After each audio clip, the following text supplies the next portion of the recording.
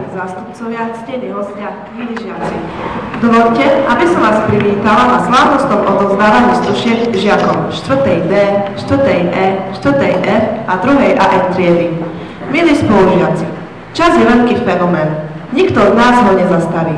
Plynú dni, plynú týždne, mesiace, roky. V národe každodenných štúdijných povinností ste si ani neuvedomili, že dnes ste symbolicky otočili list v kalendári a uvedomili ste si, že nadišiel deň, dlho očakávaná chvíľa, vaša stužková slávnosť. O malú chvíľu sa na vašich hrudiach ocitnú zelené stužky, ktorými sa budete odlišovať od ostatných žiakov tejto školy. Zelená stužka vám bude pripomínať blížiaci sa dni maturitnej skúšky. Prosím pána riaditeľa inžiniera Jozefa Eberješieho, triednej profesorky inžinierku Magdalénu Dikháziovú, magisterku Jaromilu Toltovú, triednych profesorov rovnodara Mariana Balášku a inžiniera Jozefa Keltoša, aby pristúpili k dekorovaniu.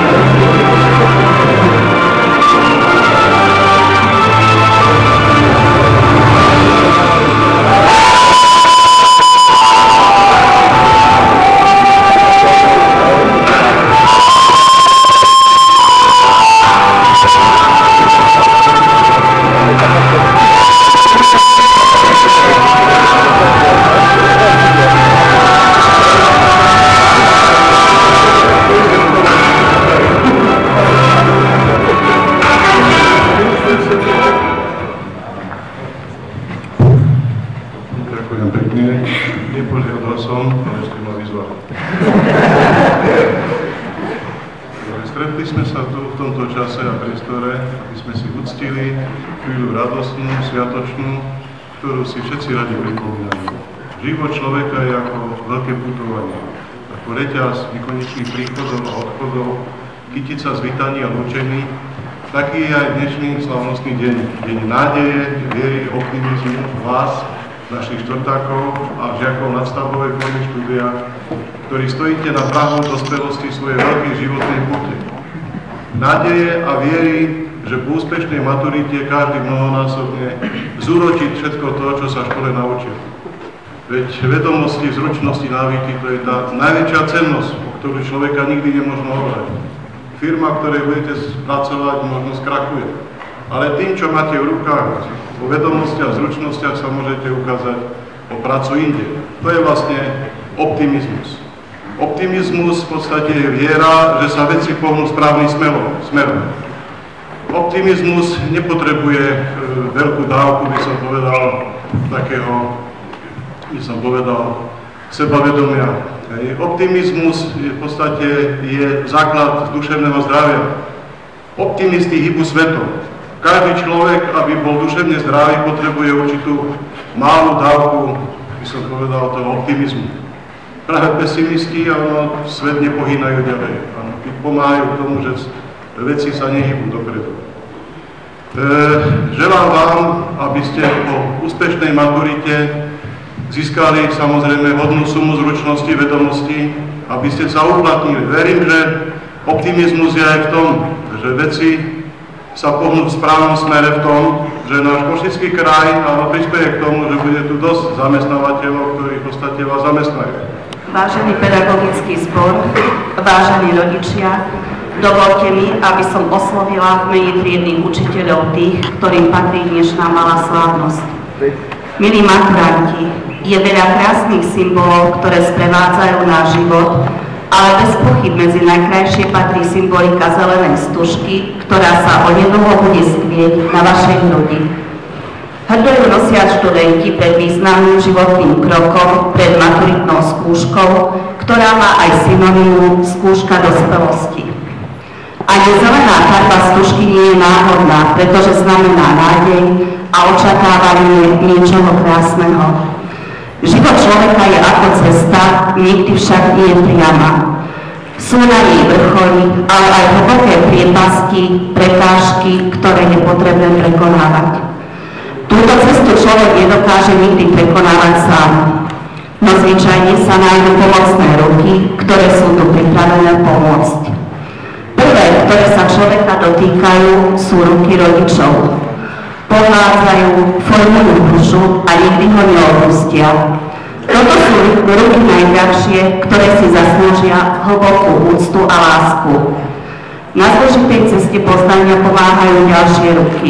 Ruky učiteľov a majstrov, ktoré nahrádzajú neprítomnosť rodičov, pomáhajú prekonávať nástrahy nevedomosti, zdieľajú s ním ľahké stúpania i prudké klesania. Milí maturanti, dnes sa blížite k poslednému stúpaniu na jeden z prvých významných vrcholov našej cesty. Až vystúpite na samý vrchol a zložíte skúšku dospelosti, spomeňte si na tých, ktorí vás k vrcholu doviedli a bez pomoci ktorých by ste na nikdy nedosiahli. Onedlho budete skladať skúšku dospelosti, kde dokážete, ako viete zúročiť to, čo vám bolo ponúknuté. V mene vašich triednych profesorov, vyučujúcich i majstrov odborného výcviku vám želám mnoho šťastia, odvahy nielen pri maturitnej skúške, ale do ďalších dní a rokov, ktoré budú nasledovať po nej, kde už nebudete môcť robiť opravné skúšky a budete musieť uspieť na prvý raz. Ešte raz, keďže sa blížia Vianoce, ktoré sú nazývané aj sviatky pokoja a mieru, prajem všetkým, aby ste si ich dobre užili v kruhu svojich najbližších a načerpali veľa síl, ktoré budete potrebovať v nasledujúcom ťažkom roku. Ďakujem za pozornosť.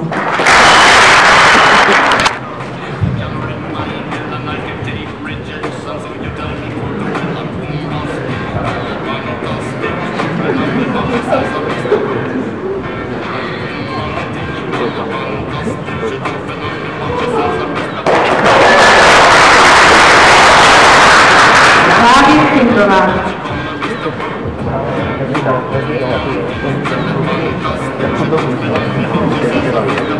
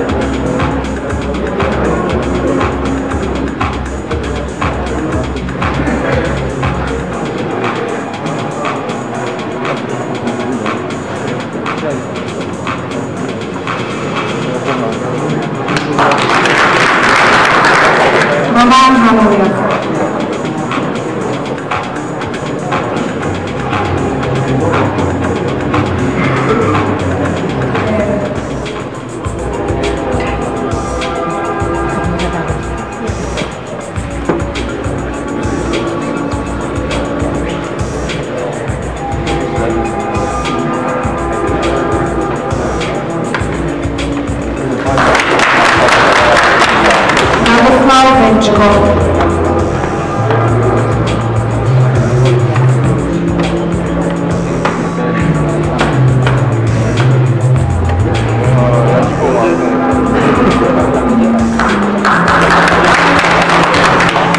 Samuel Vojkovič. Ale najmä skutočnosť, že sa končí jedna etapa nášho života. Príprava na budúce povolanie. V týchto chvíľach by sme sa chceli poďakovať vám, našim učiteľom a majstrom odborného výcviku. S nesmiernou trpezlivosťou ste obohacovali náš mladý vek, často ste nad nami držali svoju ochrannú ruku. Aj keď to niekedy vyzerá inak, vieme, že máte s nami len tie najlepšie úmysly a preto si vážime vašu prácu. Ubezpečujeme vás, že to, čo ste do nás investovali, budeme sa snažiť aj zúročiť. Pretože sme si vedomi toho, že čo ste nás naučili, to nám nikto nevezme. Osobitná vďaka patrí vám, triedni učitelia, ktorí ste sa stali našimi druhými rodičmi. Mnohokrát ste sa za nás prihovorili, riešili ste s nami naše problémy a kedykoľvek sme prišli za vami, vždy ste nás porozumením prijali. Ďakujeme za všetko, čo ste pre nás vykonali. S ďakou sa obraciam aj k vám, milí rodičia. Od narodenia sme s vami spútaní mocným putom lásky. Vychovávali ste nás láskou, ktorú len ťažko môžu vyjadriť slovami či skutkami. Držali ste nad nami ochranné krídla a videli ste nás ako bezbranné vtáčata. Dorastli sme, zmocnili nám krídla a chystáme sa odletieť z rodného hniezda. Symbolické zelené skúšky nás riadia k tým, ktorí onedlho budú skladať skúšku v svojej dospelosti. A preto sa chceme poďakovať za všetko, za každý vnúcný cit. Bez tepla vašich srdc nemohli by sme žiť. Vážení prítomní, všetko má svoj čas začiatok a koniec. Pomaly, ale isto sa blíži koniec jednej z etap nášho života. Dúfajme, že tento koniec bude krásny a nasledujúci začiatok niečoho nového, neznámeho, ešte krajšie.